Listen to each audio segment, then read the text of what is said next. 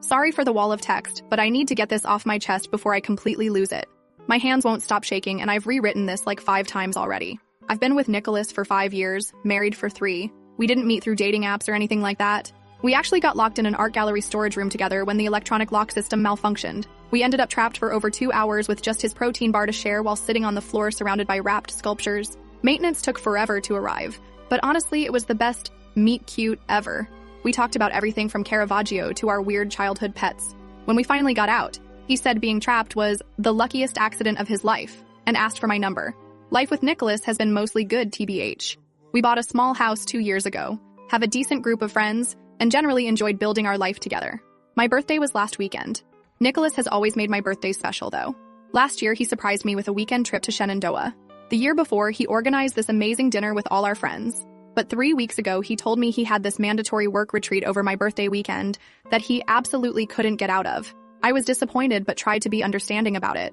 He seemed genuinely upset about the timing and kept saying how his boss was being a complete jerk scheduling it over the weekend. He promised we'd celebrate when he got back, maybe even do a mini vacation. I believed him completely. Stupid me. The night before he left, he gave me a small gift, just a pair of earrings, and apologized again for having to miss my birthday.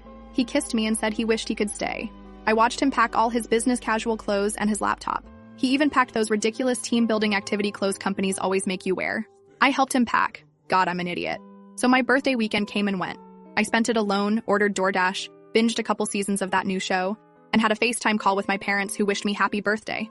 My mom asked if Nicholas was doing anything special for me, and I told her about his work thing. She seemed surprised, but didn't say anything else. Now I know why. On Monday, Nicholas came home with souvenirs, fancy chocolates, and a small bottle of wine from the retreat resort. He went on about boring meetings and team-building exercises, seemed tired but happy to be home. Everything felt normal. Then Kayla texted me out of nowhere. We're not super close, more like casual friends. So I didn't think much of it when she said, "Hey, call me when you're alone." I figured maybe something awkward happened or she needed to vent. When I called, she was quiet at first. Then she asked, "Is Nicholas home?" I said no. Then she goes, "Okay, I wasn't going to say anything, but I saw something on Instagram and I don't know if it means anything, but I recognized Tina." I didn't understand at first. Recognized her where? She sighs and says, "One of my mutuals posted a story from a spa over the weekend, just a chill pool video. But I swear to God, Nicholas and your sister are in the background." She sends me the screen recording. And there they were. Nicholas and Tina, my husband, my sister, in the background clear as fuck. His arm around her. She's leaning into him. He's rubbing her back. They're laughing, smiling, looking comfortable, looking happy, like a damn couple. Meanwhile, I was home alone on my birthday, thinking he was at some mandatory work retreat. God, I'm such an idiot. I watched that 10-second clip on repeat. Couldn't believe what I was seeing, but it was them, 100%. No question. He wore that same stupid vest I helped him pack. She had on the earrings I gave her. You literally cannot make this up.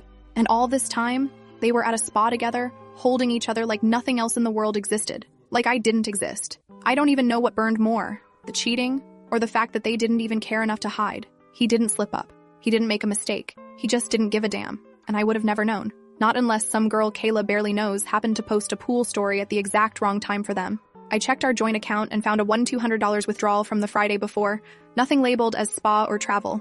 I checked his personal account that I sometimes access for emergencies, but it showed nothing unusual. Then I remembered my birthday money. My grandma had mailed me $800 in cash, like she does every year. I'd tucked it into my wallet to deposit later, but when I checked, it was gone. Suspicious, I called the spa pretending I needed a receipt for expense reporting. The woman on the phone was incredibly helpful. She looked up the reservation under Nicholas's name, confirmed the dates, and said it was for their romantic weekend package for 2. The total, $1,950, paid with $800 cash and $150 from a credit card. I realized then, the cash was my birthday money. The rest? That $1,200 withdrawal I saw on our joint account. He must have used that to pay off the credit card after the trip. He stole my freaking birthday money to take my sister to a spa resort over my birthday weekend. I waited until Nicholas got home. I showed him the videos Kayla sent me. His face went white, then red. He started with excuses. Tina was going through a hard time and needed someone to talk to. He was just being supportive. I didn't say anything, just pulled up the spa reservation details on my phone and showed him. Then I asked about my birthday money. That's when everything changed. It was like watching someone transform. His face hardened, and he admitted taking the money, admitted everything. He and Tina had been seeing each other for months. Then he laughed while I started crying, and told me I never deserved a gift anyway. And at least Tina knows how to keep a man happy. I walked to our bedroom and slammed the door. I could hear him on the phone after that, probably warning Tina that I knew. That was 3 days ago. I haven't spoken a word to him since. He's tried talking to me, switching between angry defensiveness and half-assed apologies. This morning he left for work like everything's normal, but grabbed his jacket roughly when I wouldn't respond to his goodbye. I haven't called my parents or confronted Tina. I haven't told anyone except Reddit. I feel like I'm walking through someone else's life right now. The thing that keeps replaying in my head isn't even the affair. It's him stealing my birthday money for their romantic weekend. Who does that? When I think about it, my hands start shaking again and I want to throw something. Last night I found myself Googling divorce lawyers at 3 a.m. I've started screenshots of everything. The bank withdrawals, the resort confirmation, the photos, NGL. I have no idea what to do next. Should I confront my sister? Talk to my parents? Throw all his stuff on the lawn? Sorry for the super long post. I guess I just needed someone to hear this.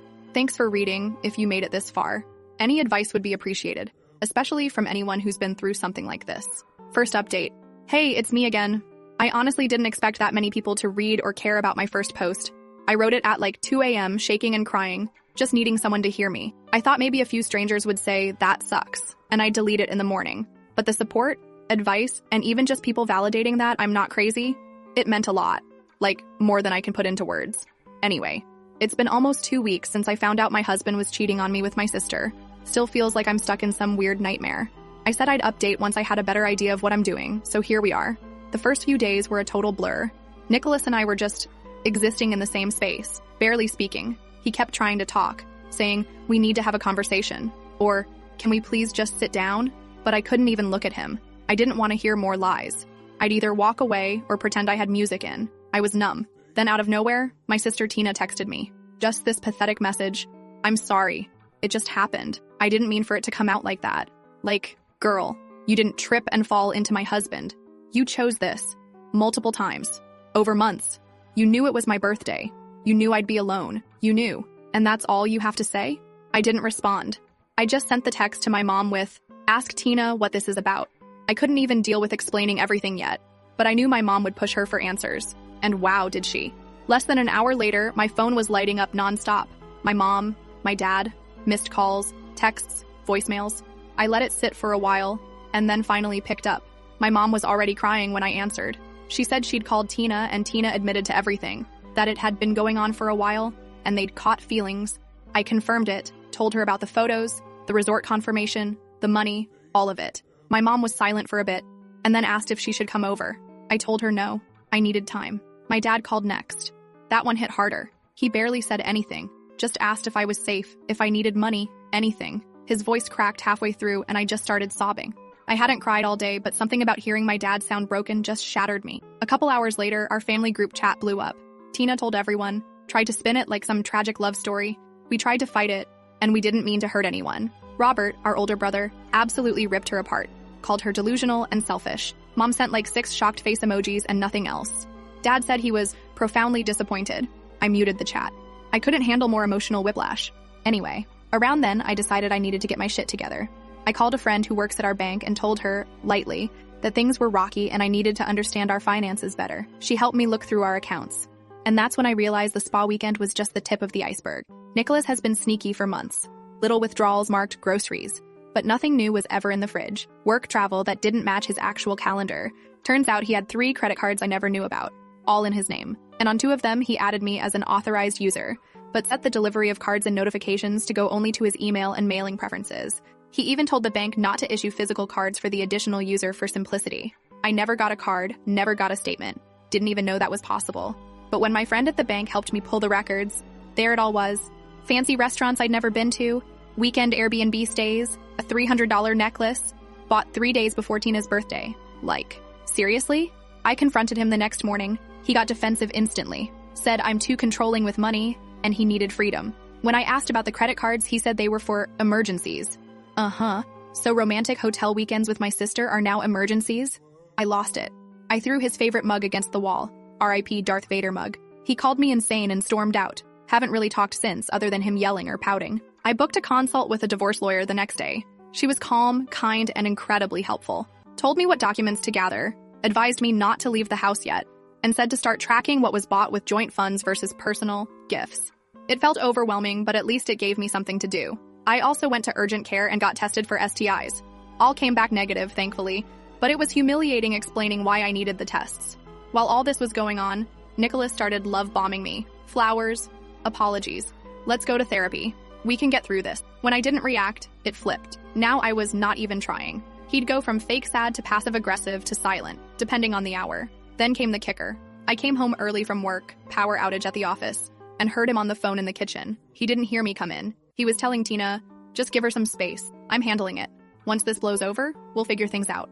I just walked in, grabbed my water bottle, and left. Didn't say a word. He knew I heard. He hung up fast, but didn't follow me. That night, I called my cousin Jason. He owns a rental house that's currently empty while he renovates.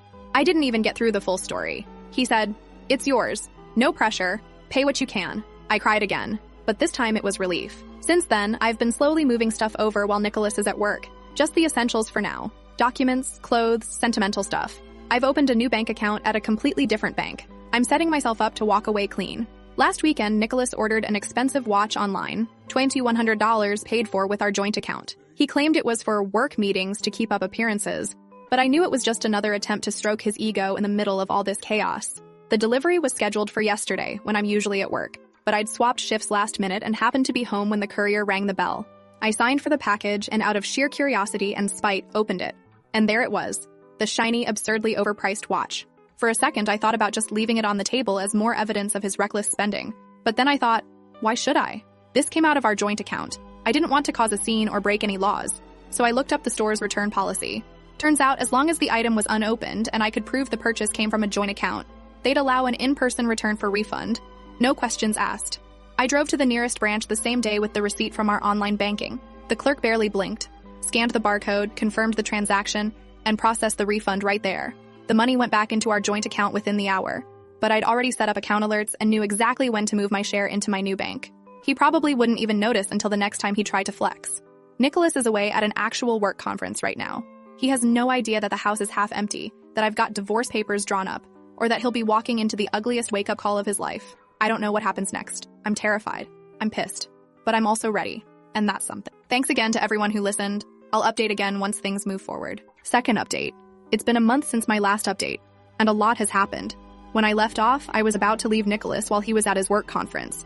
I'd moved most of my stuff to my cousin Jason's rental property, returned that expensive watch he'd ordered, and had divorce papers ready to go. Well, I did it, and the fallout has been intense. The morning Nicholas was due back, I did one final sweep of our house. I only took what was definitely mine and a few sentimental items we'd bought together that I couldn't bear to part with. I left all the furniture except my grandmother's antique reading chair that's been in my family for generations. I placed the divorce papers on the kitchen table with my note on top. You were right. I don't know how to keep a man happy, but apparently, neither does my sister. Next to it, I left my house key and wedding ring. Then I walked out. For good. That night at my new place was weird AF. I felt hollow, like I was watching someone else's life. I kept my phone turned off because I didn't want to deal with the inevitable explosion once Nicholas got home. When I finally turned it back on the next morning, there were 27 missed calls from Nicholas, 12 from Tina, 5 from my mom. Nicholas left voicemails that started confused. Hey, where are you? Did you go to your parents? Then turned angry. What the hell is this? We need to talk right now. And finally sounded desperate. Please call me back. We can work this out. I'm sorry. I made a mistake. Tina's messages were all about Nicholas pulling away from her and asking if I'd talk to him. She had no clue I'd left and served him with papers. My mom was just checking if I was okay after Nicholas called them looking for me. I texted mom that I was safe, but needed space. I didn't respond to Nicholas or Tina. Around noon, my lawyer emailed me. Nicholas had already contacted her office. She reminded me not to talk to him directly about anything related to the divorce and to forward any messages from him to her. Honestly, it was such a relief having that boundary. The next few days were a blur of logistics. Setting up utilities, changing my address everywhere, telling people at work about my new contact info. Nicholas kept switching between blowing up my phone and going silent for hours. I documented everything but didn't answer. Then came the first real surprise. 5 days after I left, Tina showed up at my workplace. I was walking to my car after my shift when I spotted her leaning against a lamppost in the parking lot, arms crossed, eyes red like she'd been crying. When she saw me, she straightened up and started walking over fast. I almost kept going. Every instinct told me to ignore her. But she called my name loud enough that a couple coworkers turned to look. I didn't know where else to go, she said. She didn't outright ask for help. Instead, she launched into this rambling story about how Nicholas had stopped talking to her, how he'd promised her all these things and then bailed, how our parents were treating her like she didn't exist. I know you hate me, she said, but you don't get it. He used me too. I thought he actually cared. It wasn't an apology. It was her trying to make herself the victim again, like I'd somehow feel sorry for her. I could see it in her eyes. She wasn't here to fix things. She wanted me to tell her it wasn't her fault. When I didn't say anything, she stepped closer, voice dropping. "You're not the only one who got hurt, you know." I looked at her, really looked at her, and felt nothing. Not anger, not satisfaction at her suffering, not even pity, just emptiness. I told her I couldn't help her and that she should call our brother Robert. When she tried to grab my arm, I yanked it away hard enough that she stumbled backward. Then I got in my car and drove away. Later that night, she texted from a new number. "He's changed. I think he still loves you. We made a mistake." I stared at that message for like 20 minutes. Then I took a screenshot and sent it to Nicholas without any comment. He called immediately, but I didn't answer. An hour later, he texted, "It wasn't like that. She's lying. I never loved her. It was just physical. Please talk to me."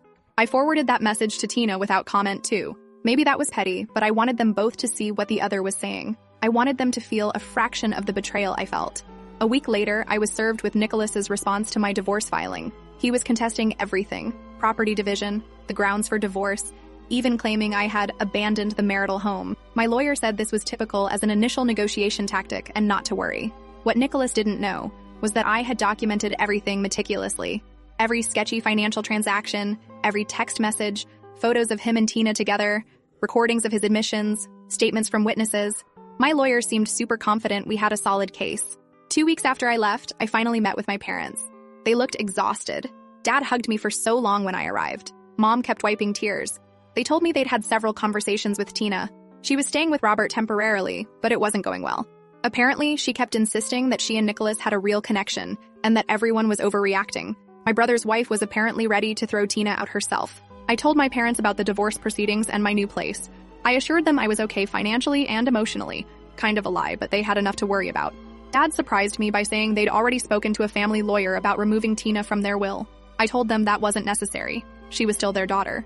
But Dad was firm. He said actions have consequences, and they raised us both better than this. 3 weeks after leaving, I learned through my lawyer that Nicholas had withdrawn a large sum from our joint savings account, about $7,000. Luckily, I'd already moved most of my share to my new account, but it still felt like another violation. My lawyer immediately filed motions to freeze the remaining joint assets and for temporary financial orders. The court date was set for the following week, but 2 days before, Nicholas's lawyer contacted mine. Suddenly, he wanted to negotiate. No court, no fight. He would agree to my proposed property division if I would agree to keep the reason for divorce private rather than citing adultery specifically. My lawyer advised me this was a good deal. I'd get what I wanted financially without a long court battle. But something felt off. Why the sudden change? Why was he so concerned about the public record? I asked for time to think about it. That evening, I got a text from an unknown number. Tina using a friend's phone. Nicholas's boss found out about us. He's in trouble at work. Please don't make things worse for him. And there it was. Nicholas's work had a strict policy about personal conduct, especially for someone in his position. If the divorce cited adultery with specific details, it could affect his job. That's why he suddenly wanted to settle. I told my lawyer I would agree to the terms with one addition. Nicholas would be responsible for all legal fees, including mine. His lawyer countered, we negotiated, and finally settled on him paying 80% of all fees. The papers would be signed the following week. Yesterday was actually the first day I didn't cry at all. Not once. I went to work, had lunch with a coworker, came home, made dinner, watched a show, and went to bed. Normal things. Small things. But they felt like victories. This morning, I woke up to 15 missed calls from that same unknown number Tina had been using. I haven't listened to any of the voicemails. I don't need to hear her excuses anymore. This afternoon, I was grocery shopping when I got an email from Nicholas's company. Not directly from HR, but from their legal department. Apparently, Nicholas told them I was spreading false rumors about him at work, including claims of infidelity. The email was framed like a basic fact check. They said they were conducting an internal review and wanted to confirm whether certain allegations were true. I stared at that email in the middle of the cereal aisle for so long. An employee asked me if I was okay. When I got home, I sent the email to my lawyer immediately. She called me 10 minutes later and said we'd respond officially, but carefully. Together, we drafted a brief statement confirming that I had filed for divorce based on clear evidence of infidelity and that I had no involvement in spreading personal information at his workplace. We attached screenshots and a redacted version of the spa receipt, just enough to make the point. We kept it factual, professional, and short. An hour later, we got the standard out-of-office reply. So now I wait. My brother Robert called this evening to check on me and mentioned that Tina had finally moved out of his house yesterday. Tina's now staying with a friend, though Robert doesn't know which one. He said she left a mess in their guest room, stained sheets, makeup all over the bathroom counter, and even a small burn on the carpet from a straightening iron. While we were talking, I got a notification that Nicholas had posted on Instagram for the first time in weeks. It was a photo of a whiskey glass with some deep quote about weathering storms and finding yourself. I almost laughed. What's wild is that 6 weeks ago, that post would have devastated me. Now it just seems pathetic. The man who laughed while I cried, who stole my birthday money to cheat with my sister, who told me I didn't deserve gifts. Now he's posting sad boy content on social media. I'm still staying at Jason's rental place, but I've started looking for my own apartment.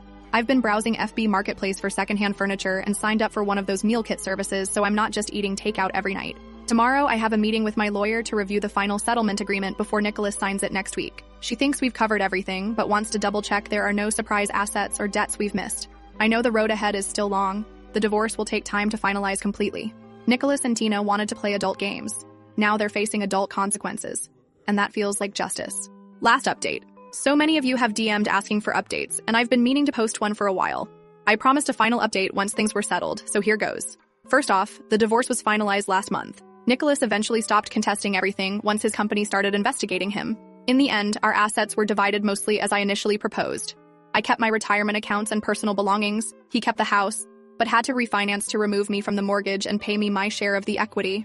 We split our joint savings minus the $7,000 he had withdrawn, and he was responsible for 80% of all legal fees as agreed. The whole thing was expensive and draining, but ultimately fair. The most unexpected thing happened the day we finalized everything at the courthouse. Nicholas asked through his lawyer if we could talk for 5 minutes. My lawyer advised against it, but I was curious what he could possibly have to say, so I agreed as long as we stayed in the courthouse with security nearby. He started by saying he wasn't trying to win me back, but he needed me to know he recognized how badly he messed up. He asked if we could eventually be on speaking terms. I said probably not, but that I wished him well. That last part wasn't entirely true. I don't wish him ill exactly, but I don't particularly wish him well either. I just want him to stay in my past. As for Tina, that's more complicated. After getting kicked out of Robert Place, she bounced between friends' couches for a while. Most of them got sick of her after a couple weeks. According to my mom, she'd stay up late drinking wine and crying about how unfair everything was, but wouldn't actually do anything to improve her situation. She eventually moved back in with our parents about 3 months ago. Mom says it's been super tense. Dad barely speaks to her, and Mom is caught in the middle trying to keep peace in the house. Tina found a job at some call center and is supposedly saving for her own place, but the progress is snail slow. I guess it's hard to save when you spend half your paycheck on Sephora orders and Uber Eats. We still haven't spoken directly since that day in the parking lot at my work. She sent countless texts from various numbers after I kept blocking her. They've evolved from defensive, "You don't understand what Nicholas and I had," to desperate, "Please talk to me, I miss my sister," to resigned, "I know you'll probably hate me forever." I haven't responded to any of them. My extended family knows something happened between Tina and me, but not all the details. Most haven't pried, though my grandma, the one who sent the birthday money Nicholas stole, cornered me at Christmas and told me that whatever Tina did, I should remember that forgiveness heals the forgiver more than the forgiven. I nodded and changed the subject. Love Grandma, but she doesn't understand that some betrayals can't just be forgiven with a hug and a prayer. As for me, I'm doing okay. Better than okay sometimes. I found my own apartment 2 months ago. A small 1-bedroom with good natural light and a tiny balcony. Last week, I went on a 3rd date with a guy I met through a friend. He's a radiologist at the Children's Hospital across town. He knows the broad strokes of my story and hasn't run away screaming yet. We're taking things extremely slowly, but it's nice to remember that not all men are trash. The most surprising development has been my relationship with my brother Robert. We were never particularly close growing up, 5 years apart and with totally different interests. But throughout this whole mess, he's been my biggest defender. When Tina tried to paint herself as the victim at a family dinner I wasn't attending, he apparently shut her down so thoroughly that she left the table crying. He calls me weekly just to check in, and his wife has become like the sister I feel I've lost. A few weeks ago, I ran into Nicholas at Target. I just nodded politely and walked away. Later, when I went to check out, the cashier told me someone had paid for my items. I knew it was him. I donated the exact amount, $74 and change, to a shelter that afternoon. I didn't want anything from him. The money from the watch return that I mentioned in my last update, I used it to book a solo trip to Costa Rica next month for my 30th birthday. I'm going to stay in a little beachfront cabin. I deleted my old Instagram, too many memories with Nicholas and Tina, and created a new private one with just close friends. I've been learning to cook actual meals instead of living on frozen dinners. I don't know if Tina and I will ever repair our relationship. Some days I think the sister I loved died the moment she chose to betray me. Other days, I remember the little girl who used to follow me around asking to borrow my clothes, and I wonder if something of that bond remains buried under all the hurt. Maybe time will tell, but I'm not rushing it.